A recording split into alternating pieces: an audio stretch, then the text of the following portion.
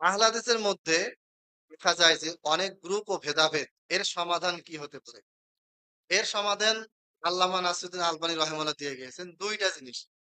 একটা হচ্ছে আকীদা সহিহ হতে হবে, ২ নাম্বার আখলাক ঠিক হতে হবে। আকীদা ঠিক কিন্তু কঠোর আচরণ। অন্যের ভুল পাইলে একবারে তুলোধুনা করে ছাড়তেছে। যেটা অনলাইনে বেশি দেখা যায়। ইন্টার পাস, মেট্রিক পাস, ২-৪ টা বই পড়ছে, কারো ভুল পাইলেই বাস। হ্যাঁ, এত বড় ভুল করছে, উনি কি জানে কি পড়াশোনা করছে? এই যে আখলাকের সমস্যা। তাহলে শুধুমাত্র আকীদা সহি হলেই হবে না। আকীদা সহির পাশাপাশি কি সহি হতে হবে? আখলাক ঠিক হতে হবে। আখলাক ঠিক না হলে কি হবে? হিংসা কাজ করবে, বিদ্বেষ কাজ করবে, অহংকার কাজ করবে। আমি বড় নেতা, আমার কাছে সবাই আসুক, আমি কেন ওর কাছে যাব?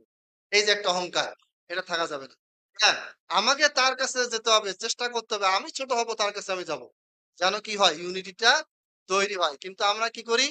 আমি বড় হয়ে গেছি, আমার কাছে লোক আসবে, আমি কেন যাব? এটা আখলাকের কি? ত্রুটি। তাহলে আমাদের আকীদা শুধু সহি হলেই হবে না। আকীদার পাশাপাশি আমাদের আখলাক কি হতে হবে? সঠিক হতে হবে। তাহলে ইনশাআল্লাহ আমাদের তো গ্রুপিং, পরস্পর কাদা ছোড়াছুড়ি ইনশাআল্লাহ বন্ধ হবে। আর যদি আকীদা যদি ঠিক থাকে, আখলাক যদি নষ্ট হয়, তাহলে গ্রুপিং কখনোই বন্ধ হবে না। দিন, দিন এটা কি হবে? বাড়তে থাকবে। এটা হচ্ছে একমাত্র সমাধান।